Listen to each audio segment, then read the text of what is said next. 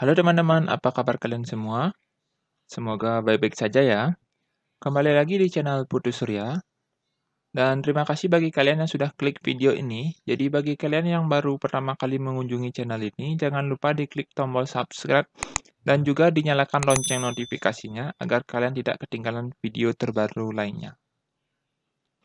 Jadi, seperti film sebelumnya, kali ini saya akan melanjutkan alur cerita film Into the Night episode ketiga.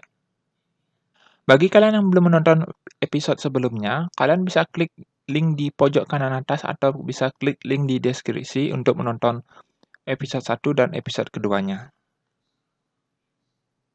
Biar tidak berlama-lama, kita langsung aja menuju ke filmnya.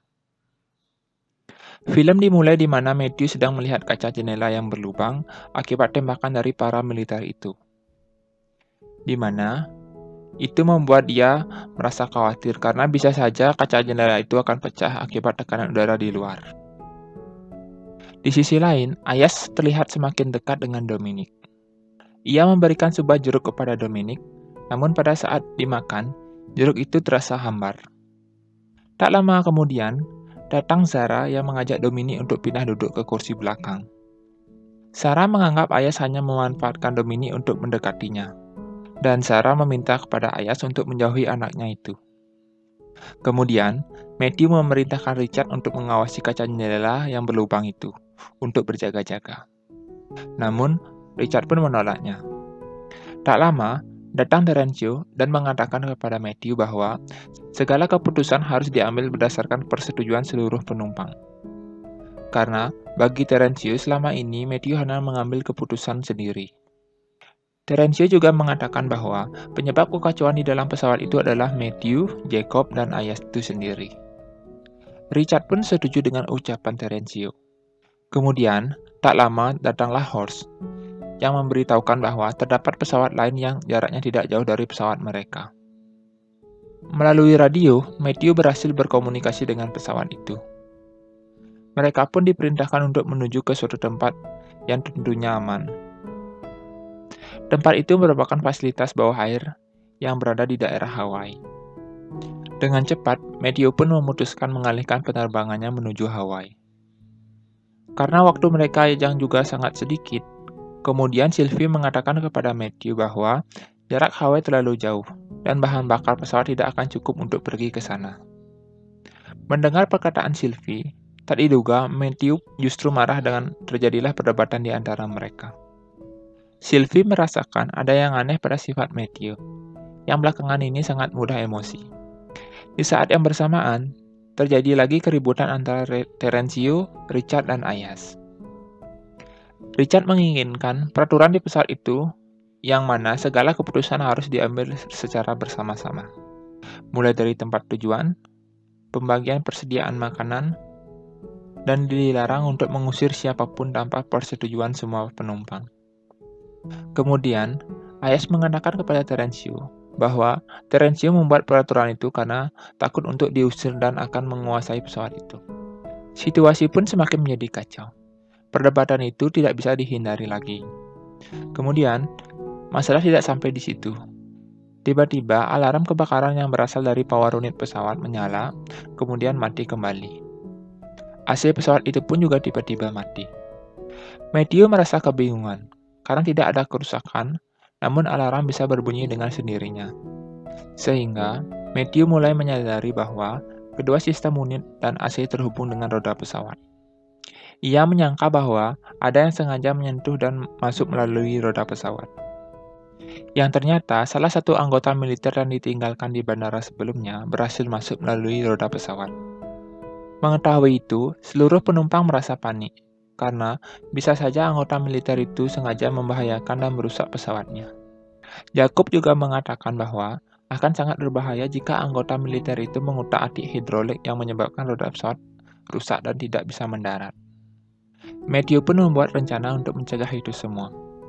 Ia akan menerbangkan pesawatnya lebih tinggi. Hal itu dilakukan agar suhu dan oksigen di bagian roda berkurang, sehingga akan membuat anggota militer itu pingsan. Matthew pun meminta kepada semua orang untuk kembali ke tempat duduk dan menggunakan sabuk pengaman.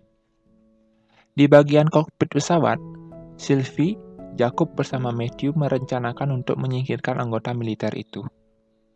Jacob menyarankan untuk menurunkan roda pesawat, sehingga anggota militer tersebut membeku dan jatuh ke laut. Roda pesawat itu pun lalu diturunkan oleh Matthew.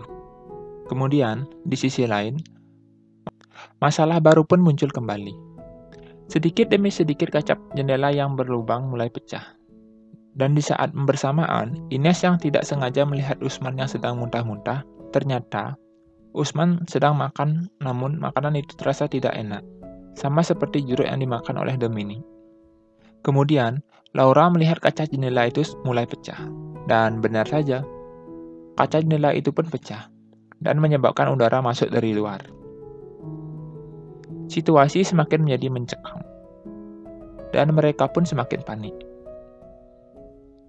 Matthew kembali menaikkan roda pesawat agar menstabilkan penerbangan. Akibat udara yang masuk dan bertekanan tinggi, Ayas hampir terseret namun berhasil diselamatkan oleh Usman. Begitu juga dengan Ines. Ia pingsan karena kehabisan oksigen. Dengan cepat, Jacob memberanikan diri untuk menutup jendela itu, dan untungnya berhasil. Akibat dari kejadian itu, Dominic, anak dari Sarah, kesusahan untuk bernafas. Dan sepertinya sudah tidak ada harapan lagi, mengingat Dominic yang sedang sakit. Melihat Dominic yang sekarat, Ayas berinisiatif membantunya. Ia membantu membuat alat pernafasan untuk Dominic, dan ternyata berhasil. Sarah yang melihat kepedulian Ayas, ia pun berterima kasih dan menyesal sudah berpikir buruk kepada Ayas. Situasi pun kembali menjadi normal. Tak lama, Matthew mengatakan kepada semua penumpang bahwa penerbangan mereka tidak lagi ke Hawaii, karena pesawat mereka sudah terbang begitu tinggi dan menyebabkan kaca pesawat pecah. Matthew pun berniat menerbangkan pesawatnya dengan kecepatan rendah, namun ia belum tahu pasti akan pergi kemana selanjutnya. Karena jika dipaksakan menuju Hawaii, maka waktu tidak akan cukup dan tiba di sana pada saat pagi hari. Tentunya itu sangat berbahaya, karena matahari sudah akan terbit di sana. Kemudian, di kokpit, Sylvie memanggil Matthew dan memberitahu bahwa sistem hidrolik sudah rusak, yang ternyata itu mungkin dilakukan oleh anggota militer yang masih berada di roda pesawat. Matthew pun memberitahu kepada semua orang, dan menyarankan untuk mengirim beberapa orang untuk menuju ke roda pesawat dan menyingkirkan anggota militer itu. Setelah berdiskusi, mereka pun memutuskan bahwa Terencio, Ayas, dan Jacob yang akan menuju ke roda pesawat. Terencio juga memerintahkan kepada Richard untuk mengawasi yang lainnya selagi ia pergi. Richard pun menyetujuinya. Matthew yang sudah muak dengan sikap Terencio, ia pun mengatakan kepada Sylvie bahwa Terencio harus segera disingkirkan juga. Lalu Sylvie memberitahu kepada Matthew bahwa ia menemukan bandara yang tak jauh dari posisi mereka, yaitu bandara yang ada di Alaska. Namun, bandara itu sudah ditutup dan sudah lama tidak digunakan lagi. Hanya bisa dipakai pada saat keadaan darurat saja. Matthew sangat kagum kepada Sylvie, karena Sylvie sudah sangat banyak membantunya. Matthew pun memberitakan kepada Sylvie untuk menentukan titik koordinat menuju ke Alaska. Namun Sylvie mengatakan bahwa seharusnya keputusan ini harus didiskusikan terlebih dahulu dengan semua orang seperti kesepakatan di awal. Namun Matthew mengatakan itu tidak perlu, mengingat kondisi yang sangat darurat dan harus segera diputuskan. Di sisi lain, Terencio, Jacob, dan Ayas mulai masuk ke bagian roda pesawat.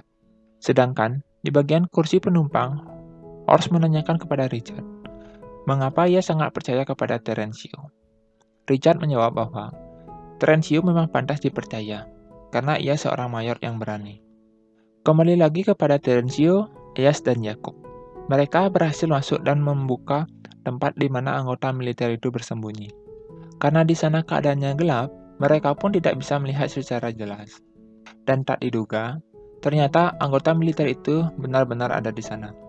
Tiba-tiba, ia menarik senjata dari tangan Terencio dan menggigit tangannya. Dengan cepat, Ayas membantu Terencio dan menembaki anggota militer itu hingga tewas. Ayas menarik tangan Terencio dan berhasil diselamatkan. Mereka pun kembali menemui semua penumpang.